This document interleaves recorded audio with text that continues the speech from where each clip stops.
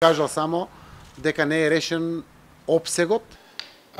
Не е тајна дека имаме уште разлики по прашањето на опфатот. Од оваа точка, опсегот или каде ќе се употребува новото сложено име зависи дали ќе има договор меѓу Скопје и Атина за прашањето за името.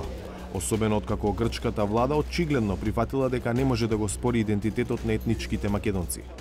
Κοίτα, αυτό ήταν ένα θέμα αυτοπροσδιορισμού, κύριε Σκουρή. Να το θυμόμαστε αυτό, γιατί δεν πρέπει να παραβιάζουμε και εμείς τους διεθνείς νόμους, αν νομίζουμε ότι μας βολεύει κάπου.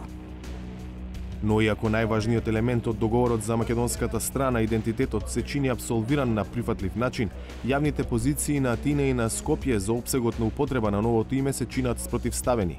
Скопје е подготвено да го користи новото име во сите контексти и форуми на меѓународно ниво, но Атина бара и негова внатрешна употреба во земјава.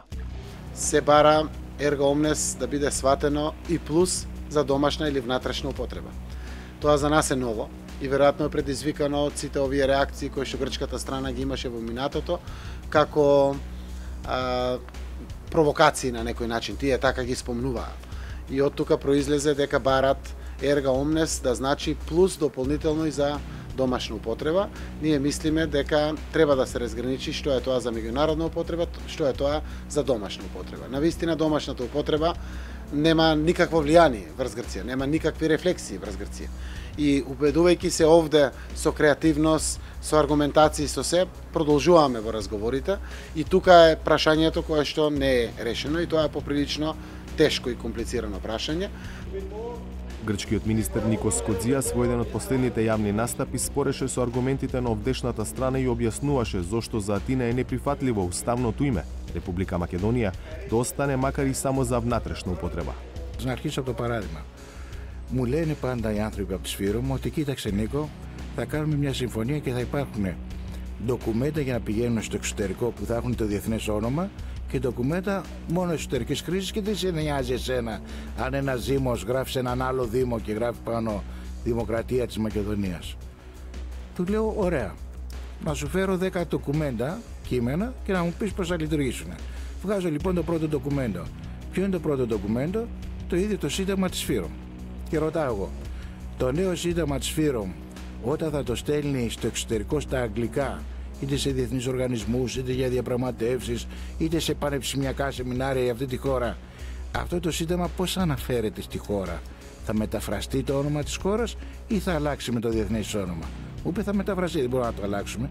Άρα του λέω ξεκινάμε από το πρώτο ήδη ντοκουμέντο ότι θα κυκλοφορήσει στο εξωτερικό με το εσωτερικό όνομα. Τι θέλω να πω? Ότι αν δεν υπάρχει το έργα όμνες, δηλαδή η χρήση και για όλα τα διεθνή, διακρατικά, διεθνείς οργανισμούς, διμερείς και για τα εσωτερικά, θα έχουμε επενδύσει, αυτό προσπαθώ να εξηγήσω στη Φύρομ, σε έναν καυγά και σε τριβές για τον επόμενο αιώνα.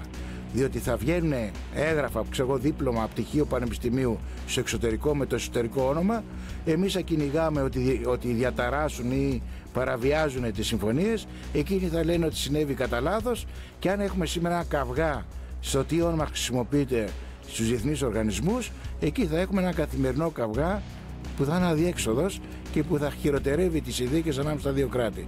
Εγώ τους λέω ότι το κάνουμε και επιμένουμε στο έργα όμνες, γιατί θέλουμε μια συμφωνία με σταθερότητα, μακράς πνοής, που αντί να δημιουργεί να λύνει προβλήματα.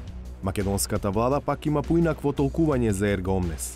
Ерга омнес во меѓународното право, каде што комуницираат во меѓународниот сообраќај и меѓународни субјекти, меѓународни владини организации, други држави, тој значи одредница што ќе се употребува во однос на другите такви како мене.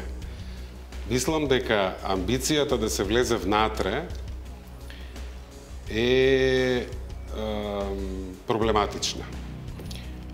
Бидејќи тоа што как внатрешната правна комуникација, комуникацијата меѓу едно министерство со друга институција не навлегува во областа во која што фигурира прашањето и проблемот, односи со други држави, односи со меѓународни организации и така натаму.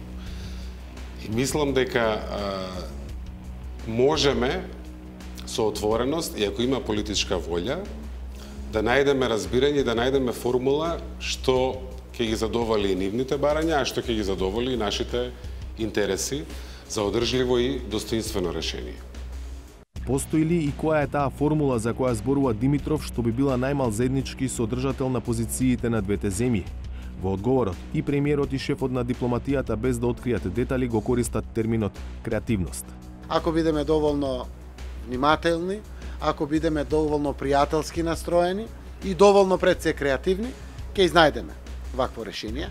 Ако има политичка волја, може да се најде со можеби степен на креативност, начин како да се допрати нивните главни интереси, а да си ги зачуваме и нашите главни интереси.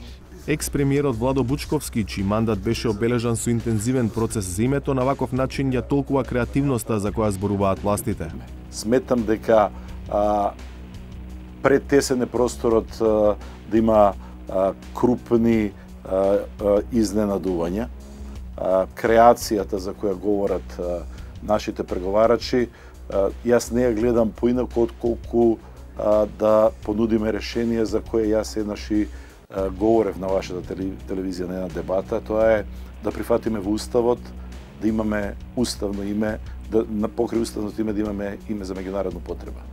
И со тоа да понудиме на грците на поинаква можност. Наместо овие 140 држави кои имаат признато уставното име на Република Македонија и кои во билатералните комуникации, релации го користат тоа име, од моментот кога ќе биде постигната спогодбата па натаму во сите комуникации со меѓународната заедница, во билатералните релации, на мултилатерално ниво, билатерално да се користи договореното име за меѓународна потреба. Дали тоа ќе успее, не знам, но не гледам што друго би можеле во овој момент ние да понудиме, а за да остане варијантата да го користиме за внатрешна потреба нашето уставно име Република Македонија. Бучковски не гледа проблеми во евентуално повторно отворање на членовите 3 и 49 од Уставот, за кои веќе еднаш во 1992 година се усвоени амандмани. Моја проценка е дека кога би прифатиле од другата страна грците да биде ова уставната ревизија и ова да биде дополнување, значи може да се дополнат уште еднаш затоа што со времената спогодба ние сме прифатиле, повторно се погледне и преамбулата, повторно се погледнат и двата члена кои нив им создава проблем. Не гледам дека тоа е проблем и кај опозицијата. Јас она што неколку пати го повторува Мицковски дека тие не се за промена на Уставот, ако се менува уставното име, ми дава за право да заклучам дека тоа отвара вратата за евентуални измени на Уставот кои не би го загрозиле уставното име. Ова е варијанта која се наметнува како единствена логична што би можеле ние да ја понудиме во завршницата од овие преговори. Но останува отворена дилемата дали ваков тип уставна ревизија би бил прифатлив за Атина и дали во прилог на вакво решение оди сознанието дека употребата на новото име во контекст на идното членство на земја во Европската унија ќе значи и де факто домашна употреба, зашто она што многу од институциите ќе го работат дома, всушност ќе биде под чадрот на Европската унија, каде земјава прифаќа да го користи новото име. Во пресред на новата средба Димитров Кодзијас Нимиц во Виена се чини дека станува се појасно и до решение не може да се стигне без уставни промени. Прашањето е какви и колку длабоки би биле тие, но и во каква релација со синтагмата за достоинствено решение. Бројките во парламентот се исто така важен параметар за она што ќе се договори да може и да се ратификува.